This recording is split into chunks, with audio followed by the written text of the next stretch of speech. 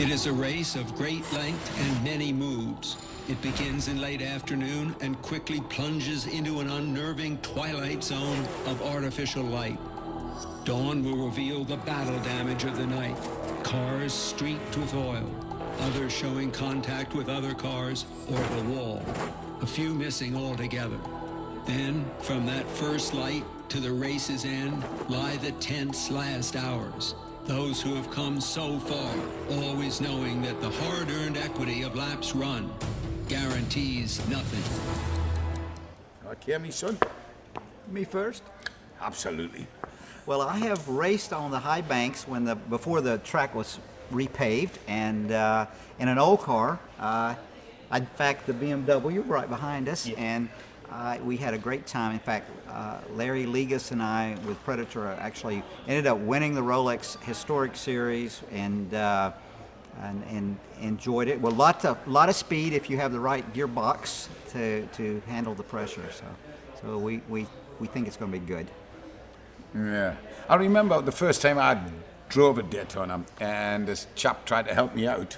And he said, Brian, he said, the banking is 38 degrees. And he said, what you got to try to do is, the first thing you do automatically when you're driving, you want to do this. Mm-hmm. And then you suddenly go all out of kilter. I said, so what you got to do is keep your head straight.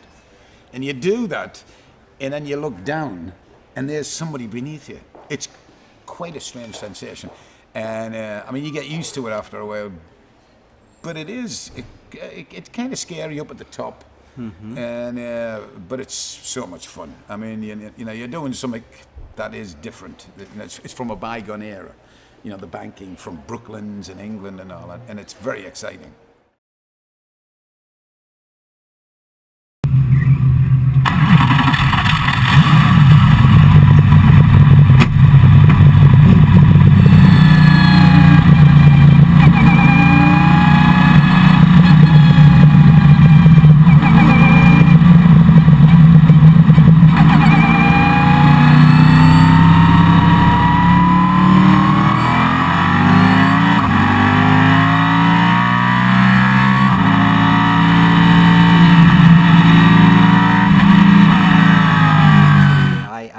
About the 3 races until I met one of your guys at Grand Am, and they said, we'd like for you to do, I think there's a new name. I think he was calling it Triple Crown, and he said, but we're not calling that anymore, calling it Triple Crown anymore. But I talked to Brian, and he said, you know what?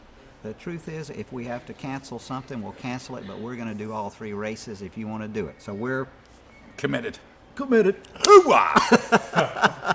Your mama. The 51st Rolex 24 at Daytona, about to get underway. The Audi R8 pace car leads the Daytona prototypes to the line. He will dive for pit lane, and we will be racing shortly at Daytona International Speedway. Going green, no passing till start finish. Whoa, you hear him say no passing till start finish, but they have split already, and that's something they're not supposed to do. 3 wide in the tri-oval to turn 1. Big jump by Scott Pruitt, pole sitter there. Scott Dixon gets swamped a little bit. The 0-2 is down to the 4th position, followed by Richard Westbrook in the Spirit Daytona car, and here comes the GT star. Beautiful side-by-side start for the GT competitors, much different than that of the Daytona prototypes, and a good start as the GT field streams down to turn 1. See, Brian has been kind enough to say, look, let me help you right now. I think the comment I made to him, I said, Brian, the truth is, you're just a little more popular than I am. And he says, really? Well, not in Chattanooga, Byron. But he was kind enough to say, yeah, let's do it. Let's do Chattanooga Can Do.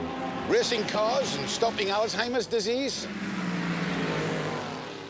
Actually, it makes perfect sense. Because whether you're a race car driver, a roadie, or a rocker, Alzheimer's can happen to you.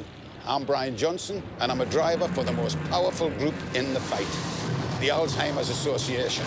Donate today to the Highway to Help and get us across the finish line just that bit faster.